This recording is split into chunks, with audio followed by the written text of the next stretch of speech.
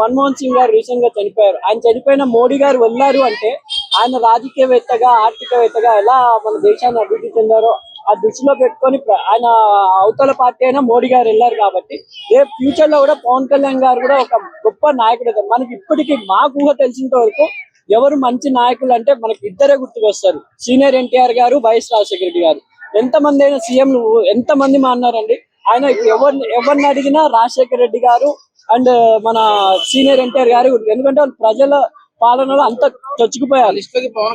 100% future లో ఆ list లోకి పవన్ కళ్యాణ్ గారు ఆల్రెడీ ఇప్పుడు వెళ్ళారు. ఎందుకంటే రేషన్ బియ్యం అనేది ప్రతి ఒక్కరు తినే కూడండి. దాని గురించి ఆయన ఇప్పుడు ప్రజల గుండెల్లో ఉన్నారు.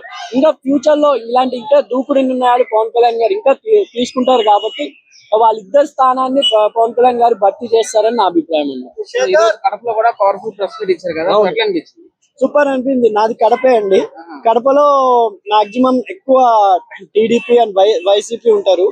వైసీపీ ఉన్నా కూడా అక్కడ పవన్ కళ్యాణ్ గారు ఇవ్వడం జరిగిందంటే పవన్ కళ్యాణ్ గారి క్రేజ్ అనేది ఒక సినిమాలే కాదు, ఇప్పుడు పాలిటిక్స్ లో కూడా హీట్ ఎక్కింది. ఎందుకంటే మోడీ గారు కూడా ఆయన చెప్పింది వింటున్నారంటే ఇప్పుడు మన ఆంధ్రాకి కూడా తన కంపెనీలు రాబోతున్నాయి అని వినపడింది. చాలా కంపెనీలు వస్తున్నాయి కాబట్టి మన మినిస్టర్లు కూడా పవన్ కళ్యాణ్ గారు చెప్పడం వల్ల వెళ్ళి కలవడం కూడా జరిగింది.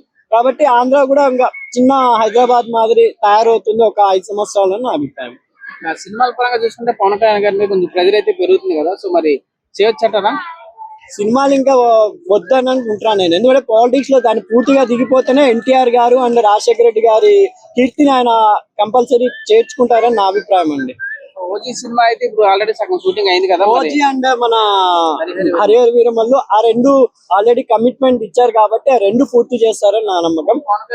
రెండు చేయాలనుకుంటున్నారు కదా, మరి మీరు ఓన్లీ రాజకీయం అంటే రెండు చేయాలనుకుంటే ఇప్పుడు విమర్శలు వచ్చేస్తాయి. ఎందుకంటే సినిమాలు అంటే ఓన్లీ ఫైట్సే కాదు, డాన్స్ చేయాల్సి వస్తుంది, హీరోయిన్ తో రొమాన్స్ చేయాల్సి వస్తుంది. అవన్నీ ఒక హోమ్ మినిస్టర్ వదల ఆయన చేయలేరు. ఇంకా ఆయన హోమ్ మినిస్టర్ గా ఉన్నారు కాబట్టి ఇంకా చాలా ప్రజల్లో చొచ్చుకుపోవాలని నా అభిప్రాయం. ఎందుకంటే ఇప్పుడు ఆయన రావడం వల్ల ఆంధ్రాకి కొంచెం ఆంధ్ర ఒక లోపల అమరావతి అనేది ఉన్నదని ఇండియా మొత్తం తెలిసి వచ్చింది.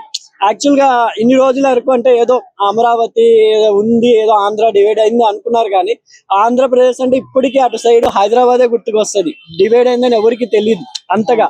పవన్ కళ్యాణ్ గారి క్రేజ్ మోడీ దాకా ఉంది కాబట్టి కొంచెం ఎక్కడో ఆంధ్రాలో అమరావతి కూడా ఒకటి ఉంది అనేది పవన్ కళ్యాణ్ గారి వల్ల తెలిసి వచ్చిందని ఇంకా ఆయన సినిమాలు కొంచెం మానేస్తే బెస్ట్ అని నా అభిప్రాయం.